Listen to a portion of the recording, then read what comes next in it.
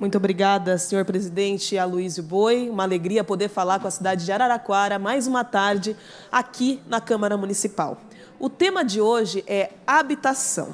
Ah, mas ela não vai falar do Dia da Mulher. Ah, mas ela não vai falar que a mulher sofre. Ah, mas ela não vai falar das conquistas das mulheres. Não, eu não vou.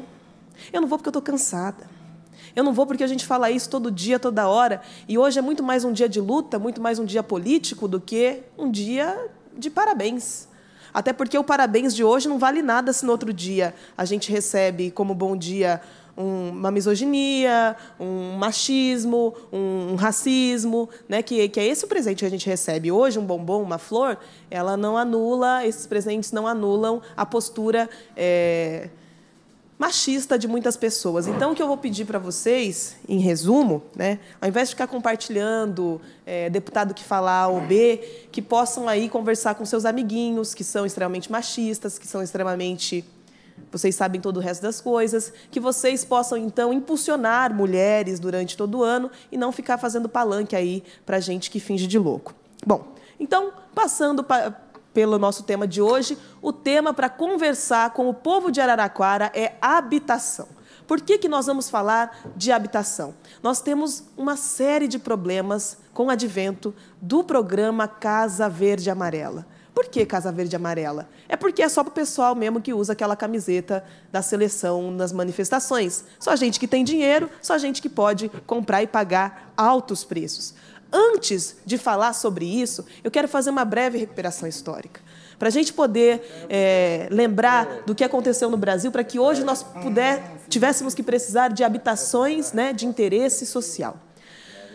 Nós tivemos um período de escravização muito longo e um período colonial, e neste período colonial também eram dadas terras para que as pessoas ocupassem naquele Pacto das Sesmarias. Isso acabou em 1822. Acabando esse pacto aí, para que as pessoas pudessem ocupar, cultivar a terra, nós tivemos um processo de, primeiro, de favelização, porque as pessoas não tinham onde morar e tudo mais, não tinham como pagar, e também do êxodo rural.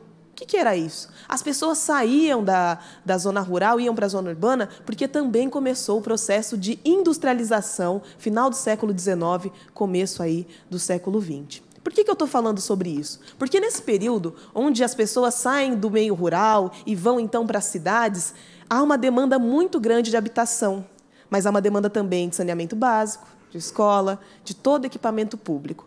Então, as primeiras habitações de interesse social foram feitas pelas empresas privadas, as indústrias que queriam mão de obra.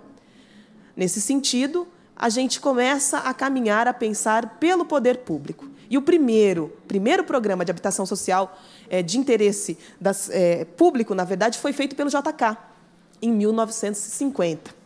Isso foi melhorando, melhorando, melhorando, até que nós chegássemos, então, num programa que todo mundo conhece, que é o Minha Casa Minha Vida. O programa Minha Casa Minha Vida tem 90%, de subsídio das casas. Não era necessário comprovar renda e também não era necessário que você tivesse ali um emprego fixo e nem renda mínima. Agora, nós vemos o fim deste programa. Quem conhece, quem tem uma casa popular, sabe que a pessoa às vezes paga uma parcela de 30, 40, 70 reais, de acordo com a renda da família. E esse programa acabou. Os programas de habitação de interesse social são feitos a nível municipal, estadual e federal. A nível federal, tínhamos o Minha Casa Minha Vida, que acabou e foi substituído pelo Casa Verde Amarela. Este, sim, exige comprovação de renda e uma série de outras coisas que impede que a população de baixa renda de verdade acesse a programas habitacionais. Nós temos também os programas estaduais, como muitas vezes a gente conhece do CDHU. E hoje, a Prefeitura de Araraquara também aderiu a um programa que ainda não tem o nome certo, se vai ser Casa Paulista ou Minha Morada, mas é um programa onde empreiteiras passam por uma licitação e aquela que oferecer mais habitação de interesse social, mais número de apartamentos, por exemplo, então ganha essa licitação. Qual que é o problema? Este também exige comprovação de renda. Este também tem as exigências que deixam a população de baixa renda fora dos programas. E aí, avançando um pouco mais, a gente vem aqui para o município. E no município, nós temos vários programas de habitação de interesse social, a começar pelo aluguel social. e um muito conhecido por vocês, que são os lotes urbanizados. É importante colocar agora que nessa tribuna um munícipe usou há algum tempo e falou que este programa tinha subsídio do governo federal, do governo do homem, que eu não vou falar o nome, pois minha boca é muito bem lavada e eu não merece falar esse nome. Então, não há nenhum tipo de subsídio, nem federal, nem estadual, para o programa Lotes Urbanizados. Isso tem que ser pontuado para a população de Araraquara. Os lotes urbanizados foram lotes e um programa pensado para suprir essa necessidade, esse vácuo que existe para pessoas de baixa renda que não têm mais acesso à habitação. Isso é muito grave para quem fala que não quer ver favela em Araraquara.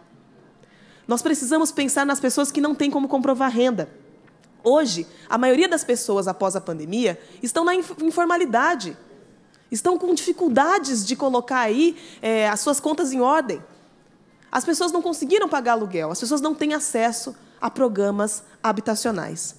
Hoje, a fila aqui do município de pessoas inscritas para ter acesso à habitação são 3.240 famílias com renda de R$ 0 a R$ 1.800, que é o que o programa Verde e Amarelo lá não atende mais. E as famílias que estão no aluguel social, para que elas tenham seu benefício prorrogado, são exigidos cursos profissionalizantes, entre outras questões que, antes mesmo da pessoa poder passar e receber o benefício, ela é avaliada. Se tem idosos na casa, pessoas egressas do sistema prisional, pessoas pretas, mulheres, mães, crianças. Isso tudo é um olhar sensível à realidade do povo brasileiro, um olhar sensível à realidade do povo do Estado e do povo de Araraquara. Por que eu estou falando sobre isso? Porque, com muita boa vontade e com muito esforço, com todo o esforço possível, a Prefeitura ainda não consegue atender 100% da necessidade de habitação aqui na nossa cidade. Por isso é necessário que o Estado, o governador e também o presidente da República comece a dialogar novamente sobre habitação de interesse social, que atenda essa faixa de R$ 0 a R$ 1.800 de renda da família, para que as pessoas não acabem tendo que ir para a rua. Essa é a realidade da habitação que nós estamos discutindo hoje. Em uma conversa com o coordenador da habitação, Alcindo Sabino, o qual agradeço muito, que dedicou horas aí a estar comigo, conversando sobre a questão da habitação, ele falou uma coisa muito importante. Quando você transforma o número em pessoas, aí que a coisa pega. Não são 3.240 famílias só inscritas. São 3.240 realidades de pessoas que necessitam do amparo e da mão do poder público para ter acesso digno à habitação. Por isso, hoje, eu trouxe aqui para vocês algumas reflexões.